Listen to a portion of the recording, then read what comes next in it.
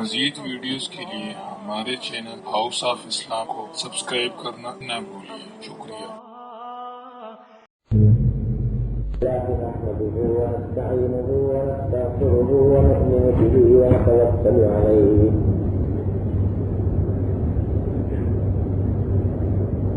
ونعوذ بالله من شرور أنفسنا ومن سيئات أعمالنا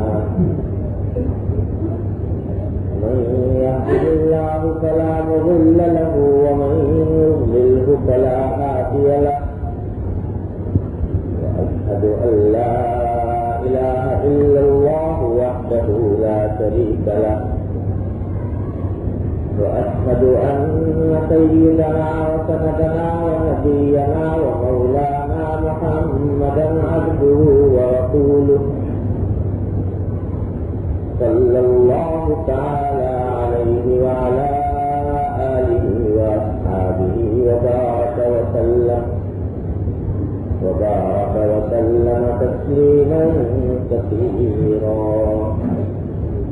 أما بعد فأعوذ بالله من الشيطان الرجيم. بسم الله الرحمن الرحيم. وإن تعدوا نعمة الله لا تحصوها إن الإنسان لظلوم كفار. آمنت بالله صدق الله مولانا العظيم وصدق رسوله النبي الكريم ونحن على ذلك من الشاهدين والشاكرين والحمد لله رب العالمين.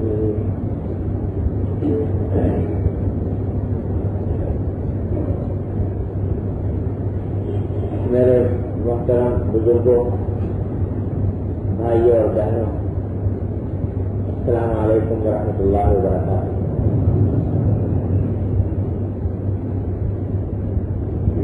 اللہ جل جلالہ کا انعام و کرم ہے کہ اس نے ہمیں اور آپ کو ایمان کی دولت عطا فرمائی۔ حقیقت تو یہ ہے کہ انسان کے اوپر ہر وقت اور ہر لمحے اللہ تبارک و تعالی کی نعمتوں کی ایسی بارش ہے کہ اس کا گننا بھی ممکن ہے، شمار کرنا بھی ممکن ہے۔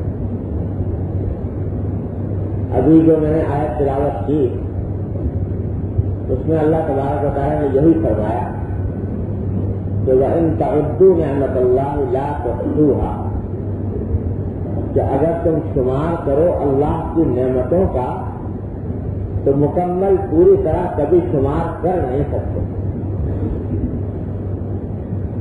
اور ان الانسان لظلوم کفار، انسان بڑا ظالم، بڑا ناشکرا ہے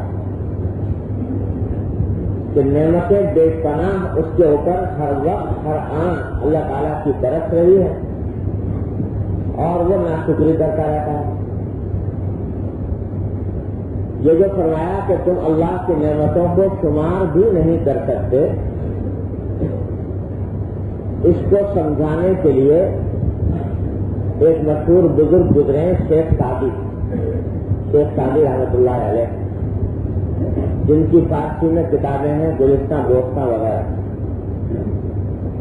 انہوں نے ایک بہت ہی آسان مثال سے سمجھایا اس کو۔ انہوں نے فرمایا کہ اللہ تبارک و تعالیٰ کی نعمتیں کہاں تک شمار کرو گے؟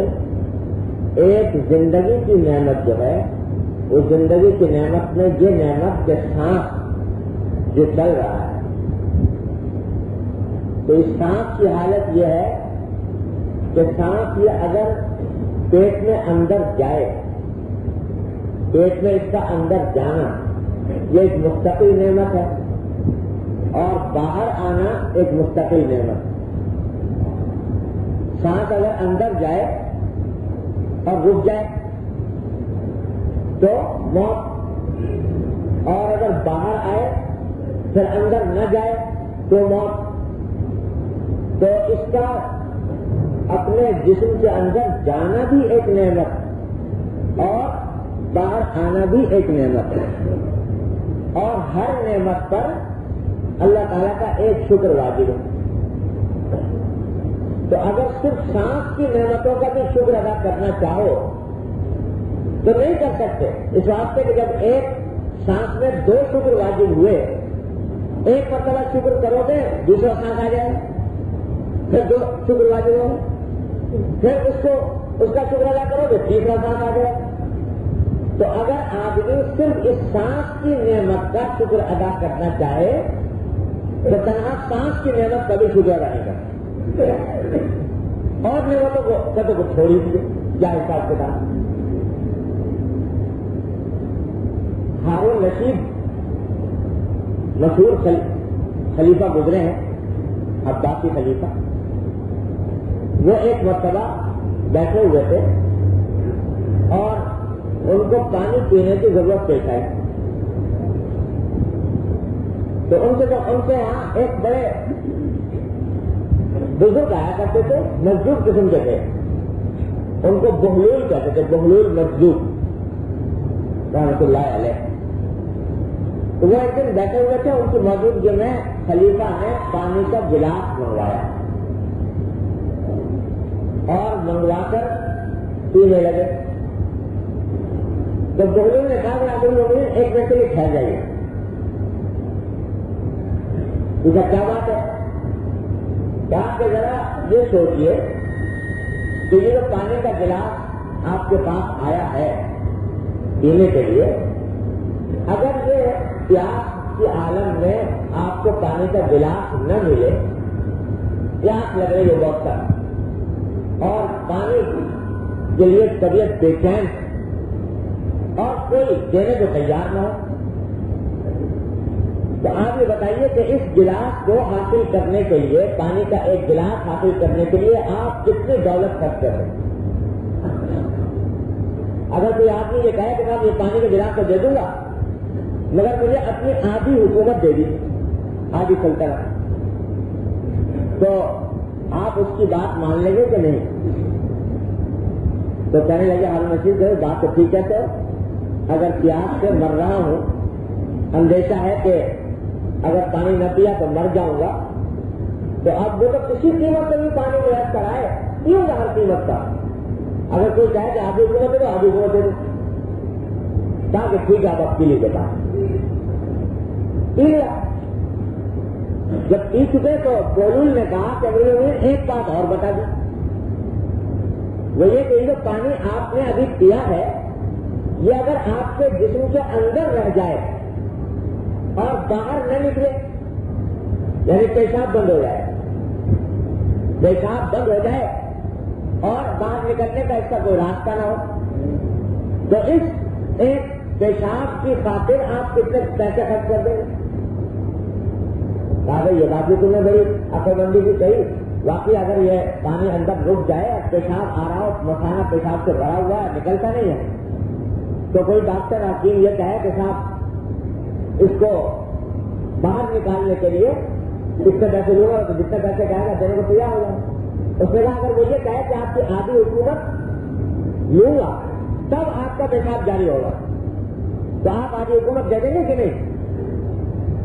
کہنے لگے بھائی واقعی یہ تو ایسی مصیبت کا بلا ہے کہ اگر پیشاب نہ نکلے تو آدمی کی جان پر بن جائے، آدھی حکومت دے دیں. کہا کہ آپ یہ سوچیے کہ آپ کی ساری سلطنت حکومت جو ہے یہ پانی کے ایک گلاس کی قیمت ہے. پانی کا ایک گلاس اندر جانا اور اس کا باہر آنا. تو اب روز ہم صبح سے لے کے شام تک اتنی مرتبہ پانی پیتے ہیں اور نکالتے ہیں، کبھی خیال بھی نہیں جاتا کہ یہ کتنی بڑی نعمت، کتنا بڑا انعام ہے اللہ تبارک و تعالیٰ. یہ پانی کا گلاس جو ہاتھ میں آیا اور ایک لمحے کے اندر ہم نے اس کو اپنے حلق سے اتار لیا. یہ پانی کا گلاس سوچے تو صحیح کہاں سے آیا، یہ کہاں سے آیا اور مالک نے کس طرح تمہارے پاس بھیجا مفت بلا قیمت. اللہ تبارک و تعالیٰ نے سمندر پیدا کیے، سمندر سے بادل اٹھائے، سمندر کا پانی تو کڑوا، کوئی پی نہیں سکتا، لیکن اس کو کڑوا رکھا گیا اس واسطے کہ بے شمار انسان جانور اس میں مرتے رہتے ہیں، اگر وہ کڑوا نہ ہوتا تو سب سڑ جاتا، تو اللہ تعالیٰ نے کڑوا رکھا، اور اس کڑوے پانی کو پینے کے قابل بنانے کے لیے بادل اٹھائے سمندر سے، اور ان بادلوں کے اندر کیا آٹومیٹک مشین لگی ہوئی ہے کہ وہ کڑوا پانی جب بادل کی صورت میں اٹھتا ہے تو اس کی ساری کڑواہٹ نیچے رہ جاتی ہے، پانی میٹھا ہو جاتا ہے، اور بادل جانے کے بعد کہاں جا کر برسائے اللہ تبارک و تعالیٰ نے، ہزارہ میل کا سفر طے کر کے بادل جا کر برستے، اور اگر یہ کہہ دیا جاتا ہے انسان سے کہ بھائی تمہارے اوپر بارش برسائی جا رہی ہے، سب پانی مل کر اکٹھا کر لو، اسٹاک کر لو، اس کا اپنی ٹنکیوں میں بھر لو، 6 مہینے تک پانی پینے کے لیے تمہیں بارش ایک ہوتا برسا رہا ہے، اکٹھا کر لو، انسان کے بس میں تھا کہ وہ 6 مہینے کا اسٹاک ایک جگہ جمع کر لے۔ اللہ تبارک و تعالیٰ نے وہ پانی برسایا پہاڑوں کے اوپر، پہاڑوں کی چوٹیوں پر، اور وہاں اس کو جما دیا برف کی شکل میں۔ قرآن شریف فرماتا ہے انا انزلناہ من السماء فاسکناہ فی الارض، جب نے پانی آسمان سے اتارا اور زمین میں اس کو جما دیا، پہاڑوں پر برف کی شکل میں وہ محفوظ ہے، ذخیر ہے، وہ پانی کی ٹنکیاں رکھی ہوئی ہے صاف شفاف پہاڑ کی چوٹیوں کے اوپر۔ اللہ تعالیٰ نے سورج پیدا کیا، اس کی کرنیں پڑتی ہیں اس برف کے اوپر، اور وہ پگھل کر وہ دریاؤں کی شکل اختیار کرتا ہے، دریاؤں میں پانی آتا ہے، دریاؤں سے نہریں بنتی ہیں، اور جہاں نہریں نہیں ہیں تو وہاں دریاؤں کے ذریعے رگیں بچھا دی کہ ان رگوں کے ذریعے کنویں کے اندر پانی پہنچتا ہے، اور دنیا کا کوئی خطہ ایسا نہیں ہے جہاں تک یہ آپ رسانی کا انتظام نہ ہو۔ یہ واٹر سپلائی کا نظام اللہ تبارک و تعالیٰ نے جو پیدا کیا، سارے انسان مل کر اگر چاہتے تو واٹر سپلائی کا یہ نظام ان کے بس میں نہیں تھا، اللہ تبارک و تعالیٰ نے اپنے فضل و کرم سے یہ عطا کر دیا۔ تو یہ گلاس جو اگر آپ پانی کا پی رہے ہیں، اس ایک گلاس کے اندر کہاں کی قوتیں صرف ہوئی ہیں، بتا جانے کتنے ہزارہ میل سے پہنچا ہے آپ کے پاس یہ پانی، کیونکہ بارش جب برسی تو قرآن نے بادل کون سے سمندر سے ان کے اٹھا کر لے کر آئے اور کہاں لا کر برسایا، کہاں کی نعمتیں اس ایک پانی کے گلاس میں جمع ہیں، اور ہم نے ایک گھونٹ میں گھٹا کر کے پی گئے تو سوچا بھی نہیں کہ کس کی نعمت ہے۔ اسی لیے تلقین فرمائی حضور نبی کریم سرور عالم صلی اللہ علیہ وسلم نے کہ جب پانی پیو تو پہلے بسم اللہ الرحمن الرحیم کہو۔ یہ ہے فلسفہ بسم اللہ پڑھنے کا، تو بسم اللہ پڑھو، کیا اس بات کا اعتراف کر لیا تم نے کہ یہ پانی جو آیا ہے یہ میں نے اپنے قوت بازو سے حاصل نہیں کیا، کسی رحمان الرحیم کا دیا ہو، اس اعتراف کے ساتھ پانی پیو، اور جب پانی ختم کر لو پی کر تو کہو الحمدللہ، تمام شکر اللہ کا ہے، تمام تعریفیں اللہ کی۔ تو یہ تمہارا پانی پینا عبادت بن گیا، اس راستے عبادت بن گیا کہ تم نے اس اللہ کو یاد کر لیا جس نے یہ نعمت تم کو عطا کر۔ تو ایک پانی تمہیں مثال دی، اتنی نعمتیں ہر آن ہر لمحے مبذول ہیں انسان کے اوپر، کہاں تک شمار کرے۔ یہ جو دل دھڑکتا ہے ہمارا سینے کے اندر، اور یہ دل کا دھڑکنا یہی زندگی کی علامت ہے۔ اگر دھڑکنا بند ہو جائے، ہاتھ فیل ہو گیا، ختم ہو جائے۔ ابھی اچھا خاصا چنگا بڑا پھر رہا تھا، بات کر رہا تھا، آدمی شمار ہوتا تھا، انسان شمار ہوتا تھا، لوگ اس سے پیار کرتے تھے، محبت کرتے تھے، اور دل دھڑکنا بند ہو گیا، مردہ ہو گیا۔ اب کوئی اس کو اپنے گھر میں رکھنے کو تیار نہیں، سب اٹھا کے کندھوں میں اٹھا کے رو بھی رہے، اور روتے روتے اس کو اٹھا کر قبرستان میں جائے۔ کوئی کہے کہ جب رو رہے ہو تو مت رکھو قبرستان میں، رکھ لو اس کو اپنے گھر میں، تو کوئی بھی رکھنے کو تیار نہیں۔ اس واسطے کہ اب وہ قلب ختم ہو گیا، وہ روح چلی گئی، تو معلوم ہوا کہ انسان یہ جسم نہیں تھا، ڈھانچہ نہیں تھا، انسان وہ روح تھی جس کا تعلق قلب ہے۔ تو یہ قلب جو دل میں دھڑک رہا ہے مستقل، اور کب سے دھڑک رہا ہے؟ جب سے انسان پیدا ہوا، بلکہ پیدا ہونے سے بھی پہلے ماں کے پیٹ سے دھڑکنا شروع کرتا ہے اور مرتے دم تک دل دھڑکتا رہتا ہے۔ یہ کبھی سوچا نہیں کہ یہ دل کیا چیز ہے؟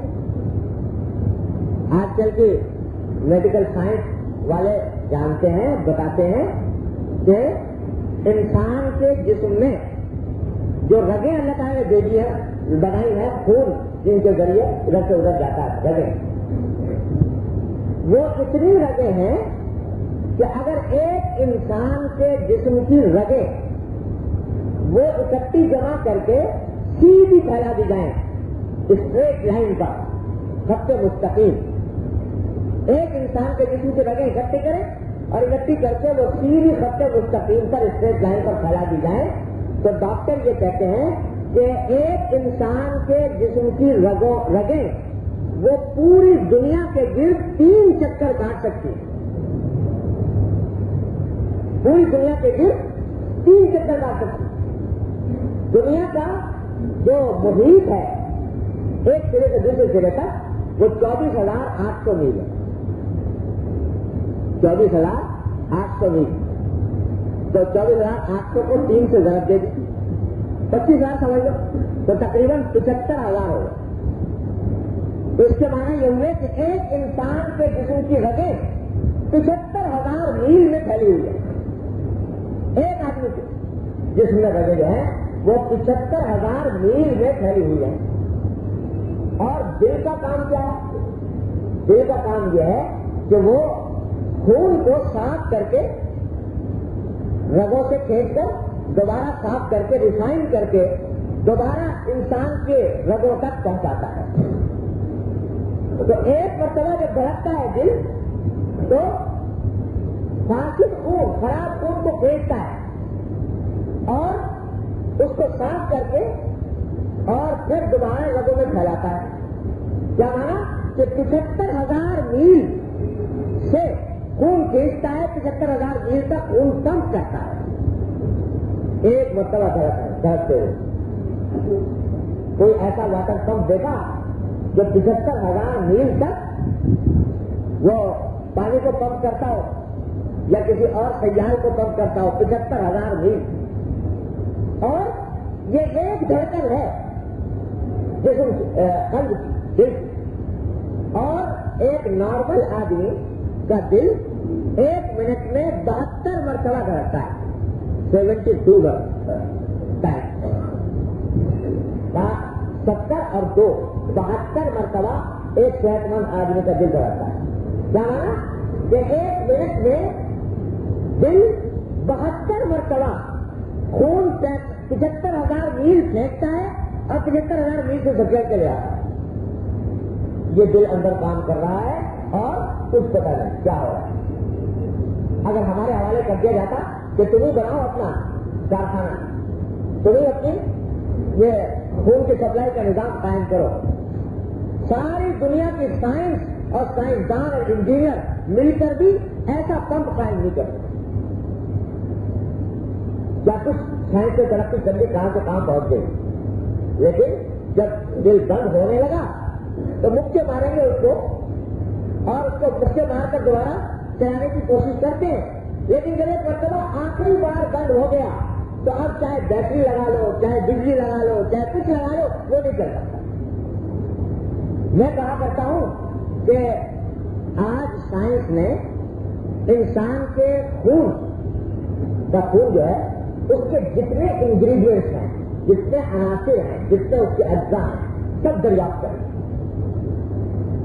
کہ اس خون کے اندر اتنے اجزاء پائے جاتے ہیں، ٹھیک ہے؟ اور سب پتا ہے کہ ایک گرام خون کے اندر کتنے کتنے اجزاء ہیں، اس کی پوری لسٹ موجود ہے، جا کے دیکھ لو۔ جو یہ لیبورٹری میں ٹیسٹ ہوتا ہے خون، تو سب اس میں تفصیل لکھی ہوتی ہے، طرح طرح کی کتنی مقدار میں پا جائے۔ اب کسی سائنسدان سے کہو کہ اجزا تو تمہیں معلوم ہوگا نا، وہ سارے اجزا ایک مرتبہ جمع کر کے ایک خون کا قطرہ بنا دے، تو سارے اجزا جمع کر کے جو معلوم ہے ایک خون کا قطرہ تیار کرنا کسی انسان کے بس کا کام نہیں۔ روٹی کھاتے ہو، یہی روٹی کھاتے ہو، گوشت کھاتے ہو، یہ روٹی اور گوشت ہی تو آخر خون بناتا ہے کہ نہیں؟ اسی سے خون بنتا ہے۔ تو روٹی اور گوشت سے خون بنا، ذرا گوشت سے روٹی بنا، اسے خون سے روٹی بنا کے دکھا دیں، تو خون سے کوئی آدمی یہ دیکھے گا اس میں جو روٹی کے اجزا گئے ہیں وہ نکال کر اور میں اسے بنا دوں، کسی کو وقت کا کام نہیں۔ نوالا روز دن میں 3 مرتبہ غذا کھا رہے ہیں، نوالا حلق سے اتر رہا ہے، پتہ نہیں اندر کیا ہو رہا ہے۔ اللہ تبارک و تعالیٰ نے نظام ایسا بنا رکھا ہے جسم کا کہ بیٹا ہے وہ اس کو اپنی جگہ پر کام کر رہا ہے، وہ اس کو ہضم کر رہا ہے، جو اس کے اندر کارآمد چیزیں ہیں خون والی، وہ خون جگر خون بنا رہا ہے اور خون بنا کر سپلائی کر رہا ہے، دل دھڑک کر وہ سارے جسم کے اندر اس کو پھیلا رہا ہے، اور اس سے جسم کے ایک ایک حصے کو غذا مل رہی ہے، اس سے توانائی مل رہی ہے، بال اس سے بڑھ رہے ہیں، ناخن اس سے بڑھ رہے ہیں، ہڈیوں میں اس سے طاقت آ رہی ہے، گوشت اس سے بڑھ رہا ہے، سارے جسم کو تقویت کا سامان پہنچ رہا ہے۔ ہر ایک اللہ کی مشین اپنی جگہ پر خود بخود کام کر رہی ہے، اور ہمیں پتہ بھی کیا کام کر رہی ہے۔ وہاں وہ نہیں فرماتے ہیں کہ ماں نبودے وہ تقاضا ماں نبود، ماں نبودے وہ تقاضا ماں نبود، لطف ہو نہ بکتے امامی سنو، کہ ہم نے تو نہیں کہا تھا اللہ تعالیٰ سے درخواست بھی نہیں کی تھی کہ یہ کھانا اس طرح ہضم کر دیا کیجیے اور اس طریقے سے خون بنا دیا کیجیے، اس طرح دل بنا دیجیے، لیکن ہمارے کہے بغیر اللہ تبارک و تعالیٰ نے یہ سارا نظام ایسا بنا کر رکھ دیا کہ کوئی دنیا کی طاقت ایسا نظام نہیں بنا۔ چاند پہ پہنچ گئے، ستاروں پہ پہنچ گئے، لیبورٹریاں ایجاد ہو گئی، خود گیریں ایجاد ہو گئی، لیکن کوئی یہ سسٹم پیدا کر دے ایک مردہ انسان کے جس میں سسٹم سارا موجود ہے، دل بھی ہے، جگر بھی ہے، کلیجہ بھی ہے، میدا بھی ہے، ہاتھ بھی ہے، پاؤں بھی ہے، آنکھیں بھی ہے، کان بھی ہے، ناک بھی ہے، لیکن کہو کہ اس کو چالو کر دو، یہ مر گیا ہے، اس کو یہی سسٹم اس کا دوبارہ چلا دو تو آگے کوئی کچھ نہیں کرتا۔ اللہ جل جلالہ نے یہ نظام پورے جسم کا، اگر انسان اور بھی کچھ نہیں اپنے جسم پر غور کر لیا کرے، وفی انفسکم افلا تبصرون، قرآن کہتا ہے کہ اگر اپنے جان پر ہی غور کر لو تو حقیقت حال پھر کے سامنے آ جائے۔ کیسے ظالم ہیں وہ لوگ جو یہ کہتے ہیں کہ کارخانہ خود بخود بن گیا، یہ کارخانہ جو جس کے اندر اس حکمت کے ساتھ کام ہو رہا ہے یہ خود بخود بن گیا۔ یہ کوئی آدمی تصور کر سکتا ہے کہ جتنے دنیا کے کارخانے ہیں، میں بتاتا ہوں، دعویٰ کرتا ہوں، کارخانے، فیکٹریاں، بڑے سے بڑے ورک شاپ کو لے لیجیے، لیکن ایسا ورک شاپ کوئی نہیں ملے گا جیسا انسان کے جسم کے اندر۔ جب وہ ورک شاپ کوئی بہت شاندار بڑا ہوا آئل ریفائنری بنی ہوئی ہے، فرض کرو، اور بڑے بڑے ڈرم رکھے ہوئے ہیں اور اس میں پائپ لگے ہوئے ہیں اور پیٹرول ایک جگہ سے آ رہا ہے، ایک جگہ سے صاف ہو رہا ہے، دوسری جگہ سے نکل رہا ہے۔ کوئی جا کے کہے کہ بھائی یہ جو آئل ریفائنری ہے یہ میں نہیں مانتا کسی نے بنائی، یہ تو خود بخود اس طرح ہو گئی کہ کہیں سے لوہا اڑ کے آ گیا، کہیں سے لکڑی اڑ کے آ گئی، کہیں سے پلاسٹک آ گئی، اور اتفاق سے لوہا اس طرح جڑ گیا، اتفاق سے پلاسٹک اس طرح جڑ گئی، اور اتفاق سے یہ سارا کا سارا کارخانہ اس طرح بن گیا، اتفاق سے کہیں سے پیٹرول تیرتا ہوا آ رہا تھا وہ اس میں ڈوب گیا، اور اتفاق سے اس نے جا کے یہ کارروائی شروع کر دی، صفائی ہو گئی اور نکل آ گئی۔ کوئی عقل میں آنے والی بات ہے؟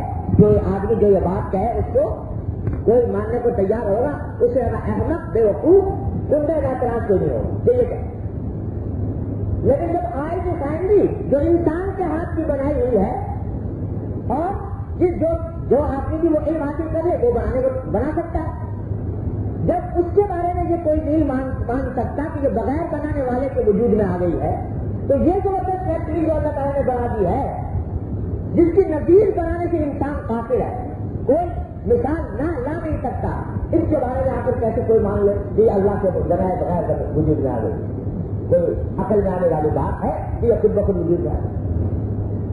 تو اللہ تبارک و تعالیٰ نے یہ سارا نظام ہمارے جسم کا بنا رکھا ہے، اور اس میں کس کس چیز کا شکر ادا کرو گے. ایک ایک نعمت ایسی ہے، ایک ایک نعمت ایسی ہے کہ اس کا کچھ حد و حساب نہیں. ایسا کارخانہ ہے، کیا کیا بتاؤں. یہ آنکھ جسے ہم دیکھتے ہیں نا، ایک نظر اٹھائی اور دیکھ لیا، پتہ بھی نہیں چلا کیا ہوگا. جو آنکھ کے اسپیشلسٹ ہیں ان کو پوچھیے یہ کیا عمل کرتی ہے. یہ آنکھ کہتے ہیں کہ آنکھ کی جو پتلی ہے یہ کالی کالی اور اس کے دل سے پیر ہے. یہ پتلی جو ہے یہ اس کا فائدہ یہ ہے کہ اگر سامنے اندھیرا ہو تو یہ سکڑ جاتی ہے، اور سامنے روشنی ہو تو پھیل جاتی ہے. دیکھا جس کے بعد کہ اندھیرے میں سکڑ جاتی ہے اور روشنی میں پھیل جاتی ہے. جب بھی اندھیرے میں جائے گی سکڑ جائے گی، جب روشنی میں آئے گی پھیل جائے گی. اور ڈاکٹروں کا جو آنکھ کے اسپیشلسٹ ہے ان کا کہنا یہ ہے کہ یہ جو سکڑنے اور پھیلنے کے درمیان اس کے جو اندرونی چھوٹے چھوٹے رگے ہیں اور پتے ہیں، اس سکڑنے اور پھیلنے کے درمیان 7 میل کا فاصلہ طے کرتے ہیں. 7 میل کا فاصلہ طے کرتے ہیں. اور ہر مرتبہ اندھیرے میں جاؤ گے 7 میل کا فاصلہ طے ہوگا، جب روشنی آؤ گے تو 7 میل کا فاصلہ طے ہوگا. یہ نعمت اللہ تبارک و تعالیٰ نے عطا فرمایا ہے. تو کہاں کہاں کس کس نعمت کا انسان شمار کر سکتا ہے. اتنی نعمت ہے، کبھی کبھی سوچنا چاہیے اپنے وجود کے اوپر. اور حضور نبی کریم صلی اللہ علیہ وسلم نے یہی بات سکھائی کہ جب کوئی فائدہ حاصل ہو رہا ہو تو ذرا سوچا کرو، اور جب سوچو گے تو اپنے مالک کی یاد ضرور آئے گی، اور اس کے ساتھ محبت قائم ہوگی کہ اللہ کیسا تو غریب ہے، تو نے کیسا انتظام کر رکھا ہے میری راحت کا، میرے آرام. علماء کرام بتاتے ہیں کہ جب بیت الخلاء میں آدمی جائے تو کیا کہے، اللہم انی اعوذ بک من الخبث والخبائث، جو حضور صلی اللہ علیہ وسلم فرمایا. اور جب باہر نکلے تو کہے الحمدللہ الذی اذھب عنی الاذی وعافانی. یہ دعا توقین فرمائی سرکار کہ جب بیت الخلاء سے باہر جانے لگو تو یہ دعا پڑھو الحمدللہ الذی اذھب عنی الاذی وعافانی. کیا معنی ہے؟ معنی اس کہ شکر ہے اس اللہ کا جس نے گندگی کو مجھ سے دور کر دیا اور مجھے عافیت عطا کرا. یہ بعض لوگ کہتے ہیں کہ یہ موجود شبدوں کی باتیں بڑھاتے رہتے ہیں کہ یہ یوں پڑھو اور وہ پڑھو. بیت الخلاء میں بھی چاہیے، وہاں سے نکلو تو بھی پڑھو، داخل ہو تو بھی پڑھو. وہ اس لیے بتاتے ہیں حضور نبی کے کریم صلی اللہ علیہ وسلم نے یہ ترتیب اس لیے فرمائی کہ اے انسان تو اپنا قبلہ بیت الخلاء میں چھوڑ کے چلا آیا، لیکن ذرا سوچ کہ یہ کتنی بڑی نعمت ہے. یہ اذا کا گندگی تکلیف کی چیز، یہ اگر جسم کے اندر رہ جاتی، اگر ایسی رہ جاتی جسم کے اندر نہ نکلتی تب ہو گیا، اور تب کی وجہ سے وہ فضلہ خارج نہیں ہوتا. 1 دن 2 دن 3 دن 4 دن ہفتہ 10 دن زندگی عذاب ہو جائے، عجیب ہو جائے، اس غذا کے اندر رہ جائے. تو فرمایا کہ اس کا باہر آ جانا یہ ایک بڑی نعمت. اگر سوچنی چاہیے یہ ساری باتیں. بعض اوقات لگتا ہے کہ یہ ناقاعدہ باتیں بھی لگتی ہیں، لیکن سوچنے کی بات ہے. اللہ تعالیٰ کی محبت اور معرفت حاصل ہوتی ہے. دیکھو فضلہ پیدا کیا جسم نے، اول تو کھانے کے لیے کھایا، مزہ کرنا ہوا کھانے کا، اس کھانے کے اندر خراب چیزیں نکلی، ان خراب چیزوں کو اچھی چیزوں سے الگ کس نے کیا؟ اندر ایک کے اندر جانے کے بعد وہ اچھی چیزیں اور خراب چیزیں الگ الگ ہو رہی ہیں. ان کو اللہ تعالیٰ کر رہے ہیں. چلو ہو گئی. اب اگر اس کو باہر پھینکنے کا نظام تو باہر نکلے گا جسم سے باہر جائے. یہ تو اس کا کوئی ایسا سسٹم ہو جاتا کہ ہر ایک آدمی سے کہہ دیا جاتا کہ بھائی یہ گندگی تو ہم نے الگ کر دی، اب تم خود نکال کے پھینکو بس. تو کسی انسان کے بس میں نہیں. نکالنے کے لیے یہ بھی ضروری ہے کہ کوئی جگہ ہونی چاہیے جس سے ملیے، کوئی سوراخ ہونا چاہیے. اور سوراخ کا قاعدہ یہ ہے کہ اگر وہ کھلا ہے تو ٹپکتا رہتا ہے، اور اگر اس کو استعمال تو ڈھکنا کھول کے میں معلوم ہوا کہ ڈھکنا کھولا، ڈھکنا کہیں گر گیا تو وہ عذاب ایک مصیبت. اللہ تبارک و تعالیٰ نے ایسا نظام بنایا کہ یہ راستہ نکلنے کا بھی ہے اور اس میں کسی ڈھکنے کی بھی ضرورت ہے، اس میں کسی دانت لگانے کی بھی ضرورت ہے. ایک انسان کا جو ذہن ہے، دماغ ہے، اس کا ذرا سا حرکت ہوتی ہے اور اس کے نتیجے میں وہ سوراخ اپنا عمل شروع کر دیتا ہے، اور جب وہ ختم ہو گئی تو وہ سوراخ ڈالو خود بہت. یہ آٹومیٹک نظام لگایا گیا. تو آپ نے فرمایا سرکار عدالت کرنے میں جب باہر نکلو تو کہا الحمدللہ الذی اذھب عنی القضاء وعافا، شکر ہے اس اللہ کا جس نے یہ گندگی مجھ سے نکال اور مجھے آپ سے بتا دیا. ہے شکر کی بات جو جس کو اللہ بتائے بیمار ہو جائے نہ نکلے کم ہو جائے، یا بعض ہوتے ہیں بیمار ہو جاتے ہیں تو ان کو اپنے اوپر کنٹرول باقی نہیں رہتا، پیشاب ہر وقت نکل رہا ہے، پخانہ ہر وقت نکل رہا ہے، تو جتنی اذیت کی چیز دنیا ہل کرتی ہے، لیکن اللہ تبارک و تعالیٰ اس سارے انجام سے محفوظ رکھا ہوا. تو اللہ تعالیٰ فرمایا کہ ان تعدوا نعمت اللہ لا تحصوها، اگر اللہ کی نعمتوں کو شمار کرنا چاہو گے تو شمار ہی نہیں کر سکتے. یہ تو صرف تمہارے جسم کی چند باتیں میں نے بتائی، جسم کی باتیں.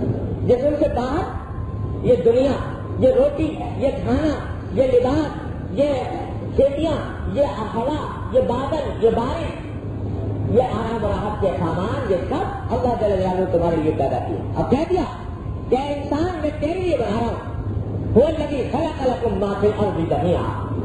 اے انسان میں نے صرف تیرے لیے پیدا کیا ہے. یہ دریا، یہ پہاڑ، یہ چشمے، یہ نہریں، یہ زمین، یہ بادل، یہ ہوائیں، یہ سب تیرے لیے.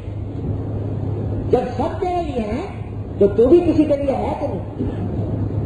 جب ساری کائنات تیری خدمت میں لگی ہوئی ہے، ساری کائنات کو تیرے اوپر مسخر کر دیا ہے، ایسا مسخر کر دیا ہے، ایسا مسخر کر دیا ہے کہ حضرت انسان چھوٹے تھے معمولی سے، اور آ گیا گھوڑا، اب گھوڑے کے منہ میں لگام ڈالی گھوڑے کے بچے نے اور اس کے پیٹ پر بیٹھا جہاں چاہ لیے کرتا. گھوڑا کبھی پلٹ کے یہ پوچھتا کہ بھائی تو میرے اوپر سواری کیوں کرتا ہے، میں تیرے اوپر کیوں نہ کروں. اور قوت کے اعتبار سے گھوڑا اور انسان کوئی نسبت گھوڑے کا انسان میں نہیں. گھوڑا اتنا طاقتور ہے کہ تم اپنی جتنے پاور ہیں ان کو گھوڑے سے ناپتے ہو، ہارس پاور، اتنے ہارس پاور، تو اس کو گھوڑے سے ناپا جاتا ہے. اور اتنا بڑا طاقتور جانور اس کو ایسا رام کر دیا کہ اگر اس کے گلے میں لگام ڈالو بچہ بیٹھ گیا اس کے دوست کے اوپر، یہ سکھایا جاتا ہے. اور تو اور ہاتھی کو رام کر دیا، شیر کو رام کر دیا. ساری دنیا کی کائنات کی بڑی بڑی طاقت ہے اس کے اوپر رام کر. یہ طاقت اس کو عطا فرما دی. انسان کے دماغ ایسا دے دیا کہ اس دماغ کے ذریعے اس دماغ سے کام لے کر سمندروں کو اس نے قابو کر لیا، بہتے ہوئے دریاؤں کو اس نے قابو کر لیا، پل بنا دیے لمبے چوڑے، ڈیم لگا دیے، بند بنا دیے، اور ہوا کو اس نے قابو کر لیا. اڑا پھر رہا ہے ہوا میں، ہوائی جہاز میں، مریض پر یہ پہنچ رہا ہے، چاند پہ یہ پہنچ رہا ہے. ساری کائنات کی طاقتیں فرمایا کہ تیرے لیے ہم نے پیدا کی ہے، تیرے آگے کام کرتے ہیں. هو الذی خلق لکم ما فی الارض جمیعا. لیکن جب یہ سب کچھ ہو گیا، ساری کائنات تیرے لیے کام کر دی، تو آخر تو بھی کسی کام کے لیے ہے کہ نہیں؟ تیرا بھی کوئی کام ہے، تیری بھی کوئی ڈیوٹی ہے، تیرا بھی کوئی فریضہ ہے. ہم نے تیرے لیے یہ کارخانہ بنایا، ہم نے تیرے لیے ایک کائنات بنائی، ہم نے تیرے لیے یہ دنیا پیدا کی، یہ آسمان زمین بنایا. تیرا کام بھی تو کچھ ہے. بس وہ کام تیرا یہ ہے کہ تو ان ساری چیزوں سے فائدہ اٹھا. سب تیرے لیے حلال جائز، لیکن ایک بار کہ جب یہ حلال چیز سے فائدہ اٹھائے تو ذرا سا ہمیں یاد کر لیا، یہ کہہ دیا کر کہ بسم اللہ الرحمن الرحیم، اور یہ کہہ دیا کر کہ الحمدللہ، یہ جو کچھ ہے اللہ کا عطیہ ہے۔ اور ایک کام یہ کہ یہ ساری کائنات کی قوتیں تیرے لیے ہیں، لیکن اس کو ہماری مرضی کے مطابق، ہمارے کہنے کے مطابق استعمال، ہمارے کہنے کے خلاف استعمال۔ یہ آنکھ ہم نے تجھے دے دی، ایسی محنت دے دی کہ اگر خرچ کرو نہ ہو تو انسان ساری دولت خرچ کرنے کو تیار ہو جائے کہ یہ مجھے مل جائے کسی طرح، ساری دنیا دے دی۔ البتہ اتنی پابندی لگا دی کہ دیکھو یہ ہم نے تمہیں دیا، یہ سرکاری مشین ہے، تمہیں دی گئی، یہ تمہاری نہیں ہے، ملکیت نہیں ہے، امانت ہے ہماری طرف، تو اس کو غلط جگہ پر مت ڈالنا، اس کو اس سے اچھی چیز دیکھنا، خراب چیز مت دیکھنا۔ کان دے دیے سننے کے لیے، نعمت عظیم نعمت، اتنی پابندی لگا دی کہ سب کچھ سنا لیکن غلط باتیں نہ سنو، گانا بجانا، موسیقی، یہ چیزیں نہ سنو۔ زبان دے دی بولنے کے لیے، ایسی زبان کہ ایسی مشین ہے کہ جہاں جب سے انسان پیدا ہوتا ہے اس وقت سے کام کر رہی ہے، نہ گھستی ہے، نہ ٹوٹتی ہے، نہ اس کی سروس کی ضرورت، نہ اس کی اوور ہالنگ کی ضرورت، نہ اس میں تیل ڈالنا پڑے، نہ اس میں گریس ڈالنی پڑے۔ اللہ تبارک و تعالیٰ نے یہ دے دی نعمت، مسلسل چل رہی ہے کیسی کی طرح، جو چاہے بول رہا ہے انسان، باقی ٹھیک ہے اس کو استعمال کرو، لیکن استعمال اس طرح کرو کہ چند باتیں بنا کر دیں۔ دیکھو بھائی جھوٹ مت بولنا ہے، غیبت مت کرنا، کسی کی برائی مت کرنا، کسی کو دل مت دکھانا، اس طرح اس زبان کو استعمال کرو تو استعمال۔ تو قرآن یہ کہہ رہا ہے کہ اتنی نعمتیں اللہ نے دی ہیں کہ اس کو شمار بھی نہیں کر سکتے ہیں، شکر تو کیا ادا کرو گے پورا، لیکن ایک شکر ہے کہ ان نعمتوں کو ہمارے کہنے کے مطابق استعمال کرو، بس اتنا مطالبہ ہے۔ مانا جانے فرماتے ہیں کہ ابر و بادو ماہ خورشید و فلک در کارن، ابر و بادو ماہ خورشید و فلک در کارن، تا تو مانے کا کفاری یہ بغفلت نہ ہو۔ یہ سب ہم نے بادل، یہ ہوائیں، یہ آسمان، یہ زمین، یہ سب تیری خدمت کر لگا دیا ہے انسان، صرف اس کام کے لیے کہ تو ایک روٹی ہاتھ میں لے، روٹی لے اور بغفلت نہ پوری، غفلت کے ساتھ نہ، اللہ کے یاد کے ساتھ کھا لے، اللہ کا ذکر کر کے کھا لے، اللہ کا شکر کر کے کھا لے، اور حلال حرام کا احترام کر لے۔ بس اتنا کام ہے، لیکن یہ کام حضرت انسان سے نہیں ہوتا، اتنا کام ساری کائنات کو اپنی خدمت میں لگایا ہوا ہے، ساری کائنات اس کی خدمت کر رہی ہے، مگر اس سے اپنا کام نہیں ہوتا۔ اس واسطے قرآن کہتا ہے کہ ان الانسان لظلوم کفار، انسان بڑا ہی ناشکرا ہے، ظالم ہے، کہ اتنی نعمتیں ہمیں دے رکھی ہیں، کسی نعمت کو مانتا نہیں، کسی نعمت کا شکر ادا نہیں کرتا، اور جو ڈیوٹی اس کے ذمہ لگائی گئی تھی اس ڈیوٹی کے اندر وہ پورا کرنے نہیں کرتا، تنخواہ پوری لے رہا ہے، یہ سب تنخواہ ہے نہیں، یہ تنخواہ پوری لے رہا ہے، ہوا پوری مل رہی ہے، روشنی پوری مل رہی ہے، سورج کی دھوپ پڑ رہی ہے، چاندنی پڑ رہی ہے، اور پانی مل رہا ہے، روٹی مل رہی ہے، لیکن کام کرنے کو تیار ہے۔ تو مولانا جامع فرماتے ہیں کہ بس اتنا مطالبہ ہے ہم سے کہ غفلت کے ساتھ نہ کھائیں، ذرا سا یاد کر لیں۔ ارے بھائی جب اتنی نعمتیں اللہ تعالیٰ نے دے دی ہیں تو اگر وہ یہ بھی چاہتا ہم سے کہ بھائی اتنی نعمتیں تم کو دی، تم صبح سے لے کے شام تک تمہیں اور کچھ نہیں کرنا، مسئلے میں بیٹھا کرو اور سجدہ کیا کرو اور کوئی کام تو نہیں ہوتا، تو یہ بھی حق تھا اللہ کا، کوئی زیادتی نہ ہوتی، کوئی ظلم نہ ہوتی، لیکن اس کا کرم دیکھیے کہ اس نے کہا کہ نہیں سب کچھ کرو، بازار میں بھی جاؤ، گھر میں بھی داخل ہو، کھاؤ بھی، پیو بھی، دوست احباب کے ساتھ ملو بھی، بیوی بچوں کے ساتھ زندگی بھی کرو، سب چاہے گا تمہارے، بس اتنی بات ہے 5 وقت جب نماز کا وقت آ جائے، حی علی الصلاۃ حی علی الفلاح، تو مسجد آ جائے گا، اور جب ہم یہ کہیں کہ یہ حلال ہے تو وہ کر دو، جو کہیں حرام ہے تو اس سے بچ جائے۔ تو حضرت عائشہ صدیقہ رضی اللہ تعالیٰ عنہا سے کسی نے پوچھا، ام المومنین سے کسی نے پوچھا کہ یہ بتائیے کہ حضور اکرم صلی اللہ علیہ وسلم جب گھر میں جاتے ہیں تو کیا کرتے ہیں؟ باہر کا تو ہم دیکھتے رہتے ہیں، لیکن گھر میں جاتے ہیں تو آپ کیا کیا عمل کرتے ہیں؟ تو حضرت عائشہ نے فرمایا، یعنی لوگوں نے پوچھا تھا اس خیال سے کہ جب حضور ہیں اتنے بڑے پیغمبر دے قدر، جب گھر میں جاتے ہوں گے تو خدا جانے مسلے میں بیٹھ جاتے ہوں گے اور سب نمازی پڑھتے رہتے ہوں گے اور ذکر تسبیح کرتے رہتے ہوں گے۔ حضرت عائشہ نے فرمایا رضی اللہ عنہا کہ نہیں، جب گھر میں آتے ہیں تو وہ اسی طرح ہوتے ہیں جیسے تم لوگ اپنے گھروں میں جاتے، ہمارے ساتھ گھر کے کاموں میں ہاتھ بھی بتاتے ہیں، ہمارے ساتھ باتیں بھی کرتے ہیں، ہمارے ساتھ خوشگواری کی باتیں بھی کرتے ہیں، ہنسی مذاق بھی کر لیتے ہیں، لیکن ایک فرق ہے کہ جب کان میں آواز آتی ہے حی علی الصلاۃ حی علی الفلاح تو مرنا کا لم یعرفنا، تو اس طرح ہمارے پاس چوٹ کے چلے جاتے ہیں جو ہمیں پہچان کے لیے، تو اور سب کچھ کرتے رہو، لیکن جب اللہ کا منادی پکارے تو اس پر لبیک کرو اور حلال و حرام کی فکر کر لو کہ کون سا حلال ہے کون سا حرام ہے، بس یہ کام کر لو تو انشاءاللہ یہ ساری کائنات کی طاقتیں اور قوتیں تمہاری ہیں اور تمہارے لیے عبادت ہے یہ سب۔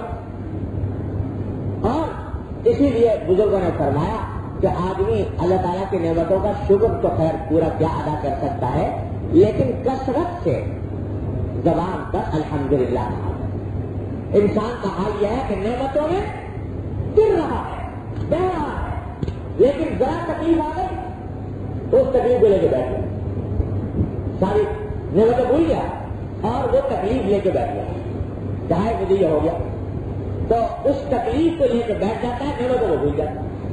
جن کو اللہ تبارک و تعالیٰ اپنی معرفت عطا فرماتے ہیں تو وہ ایسے موقع پر بھی اللہ تعالیٰ کی نعمتوں کو بھولتے نہیں، جب تکلیف پہنچ جائے تب بھی نہیں بھولتے۔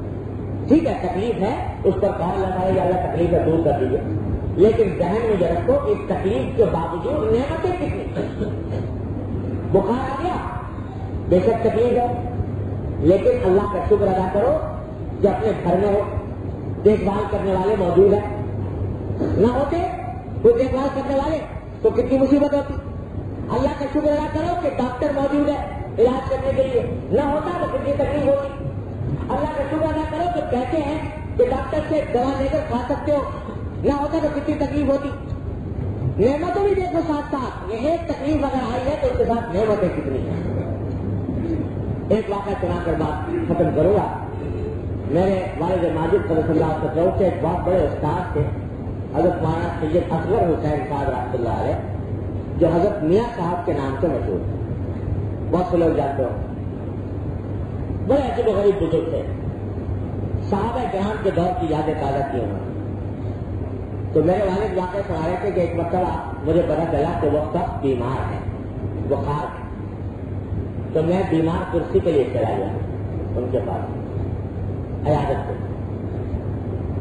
تو جا کر دیکھا بس تیز بخار تھا، پوچھا کہ حضرت کیسے مزاج ہے، تو فوراً فرمایا کہ الحمدللہ دانت میں درد نہیں ہو رہا، الحمدللہ آنکھ میں درد نہیں ہو رہا، الحمدللہ دانت میں درد نہیں ہو رہا، الحمدللہ پیٹ میں درد نہیں ہو رہا، الحمدللہ ہاتھ بھی صحیح ہے، الحمدللہ پاؤں بھی صحیح ہے، ذرا بخار ہو گیا ہے انشاءاللہ تعالیٰ دور کرنا۔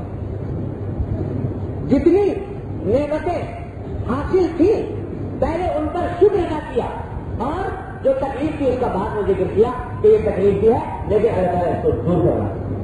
یہ ہے اللہ کے بندے جن کو ہر وقت اللہ کی نعمتوں کا استعمال ہے۔ تو بھائی شکر کی عادت ڈالو، ہر بات پر شکر ادا کرو۔ صبح کو رات کو لیتے بستر پہ تو ایک مرتبہ تصور کرو کیا کیا نعمتیں ہیں، یہ مکان اللہ کا شکر ہے، رحمت اللہ کی رحمت ہے، یا اللہ کا شکر ہے مکان ادا کرنا ہے، یہ بستر اللہ کا شکر ہے آرام دے، یا اللہ آپ کا شکر ہے کہ یہ بستر ادا کرنا ہے۔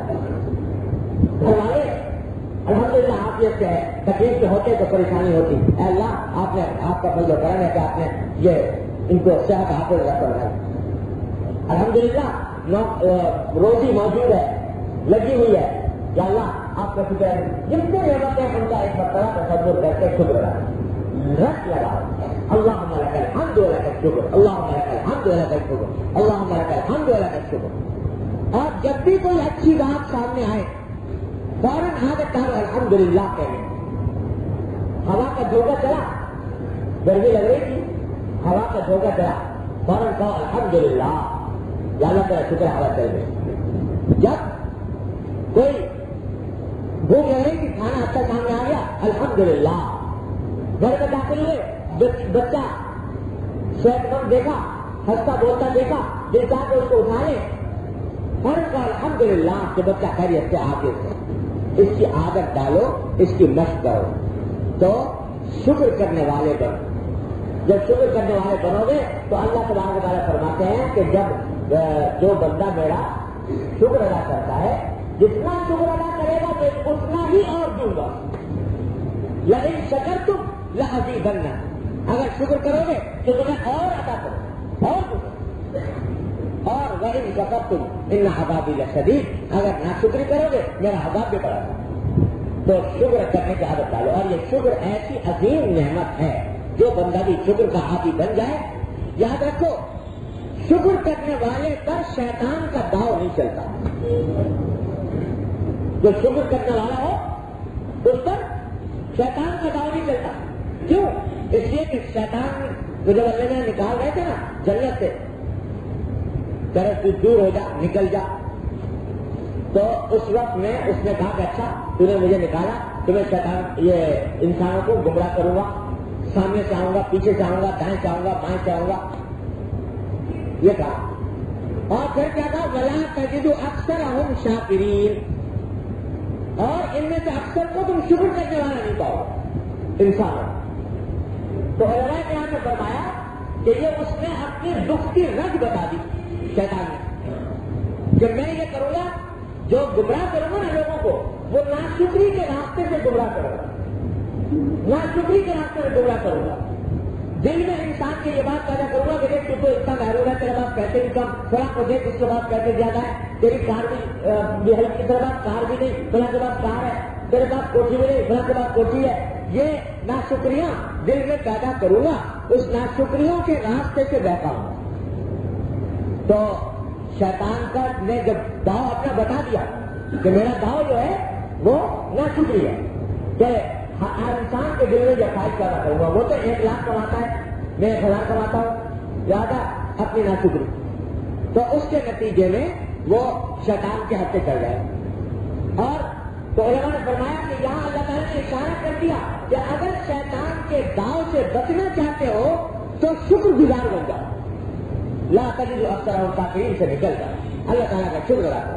جب شکر ادا کرتا ہے بندہ, جو آدمی جتنا شکر ادا کرے گا انشاءاللہ شیطان کے حملوں سے اتنا ہی محفوظ رہے. تو آپ کو یہ 100 نسخوں کا ایک نسخہ بتا رہا ہوں.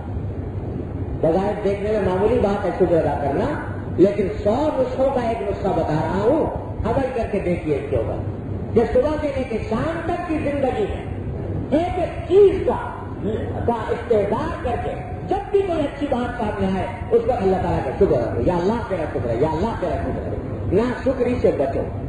جب کبھی کوئی تکلیف آ جائے, پریشانی آ جائے, اس پر کہو انا للہ و انا الیہ راجعون, صبر, انا للہ و انا الیہ راجعون. اور اس وقت میں بھی دیکھو کہ کون سی کیا کیا نعمتیں اس وقت میں اللہ تعالیٰ نے عطا فرمائی ہوئی ہے, ان کا ساتھ ساتھ شکر ادا کر دو. یا اللہ کسی نعمت آپ نے دیا اس کا شکر ہے, یہ تکلیف دیا ہے اللہ اس کو بھی دور کروا دے, یہ مانگو اللہ تعالیٰ. تو دیکھو شکر گزار بندے بن جاتے ہو, اور شکر گزار بندے بن کر انشاءاللہ شیطان کے حملوں سے محفوظ رہو.